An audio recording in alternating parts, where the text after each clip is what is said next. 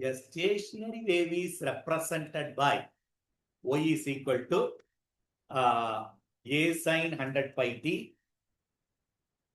100t cos 0.01x, where y and a are millimeters, t is in second, x is in meter, the velocity of the wave. ரொம்ப கிளியரா கொடுத்தா stationary wave. உனக்கு stationary wave equation, அந்த ஈக்குவேஷனை actually y equal to y1 plus y2. ஒரு wave வந்து positive டைரக்ஷன்ல இருக்கும், இன்னொரு வேவ் நெகட்டிவ் டைரக்ஷன்ல இருக்கும். ரெண்டையும் ஆட் பண்ணா the formula will become 2a sin 2 pi t by t into cos 2 pi x by lambda. இதுதான் stationary wave equation. Stationary wave equation.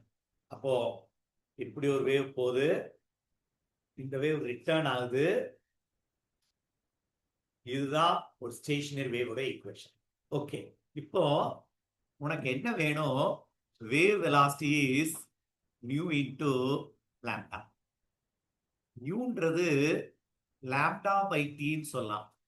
இப்போ கவனிச்சு பாரு, இதை கம்பேர் பண்ணி 1/2வும் 1/t-யும் இதை கம்பேர் பண்ணி லாம்டாவும் எடுக்க போறோம். ஸ்டார்ட் பண்ணுவோமா?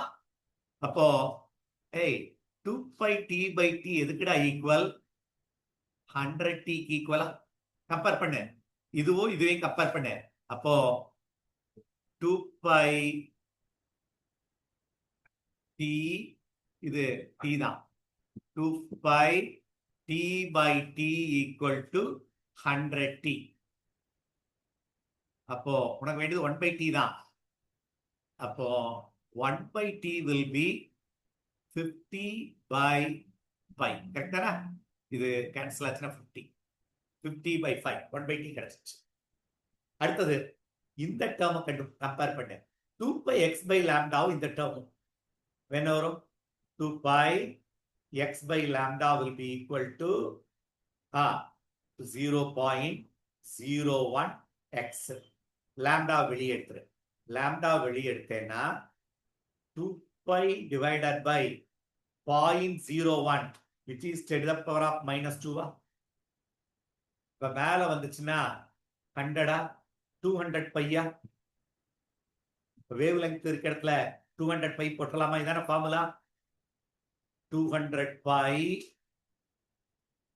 divided by 1/t is 50 by pi.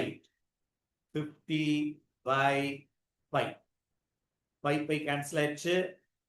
So balance 2 into 5 10, followed by 3 zeros. 2 into 5 10, followed by 3 0, which is 10 to the power of 4 meter per second. 10 to the power of 4 meter per second is the answer. Stationary wave equation மனப்பாடம் பண்ணு. 2a sin 2 pi t by t into cos 2. இதே இது நல்லா கவனிச்சுக்கோ. சில நேரம் இந்த 2 pi t by t இங்கே வரலாம், sin 2 pi x by lambda வரலாம், இங்க 2 pi t. அதனால சைன்ல தான் இந்த ஃபங்க்ஷன் வரணும்ன்றதுல மாறியும் வரலாம். சோ ரெண்டுமே ஸ்டேஷனரி வேவ் ஈக்குவேஷன்.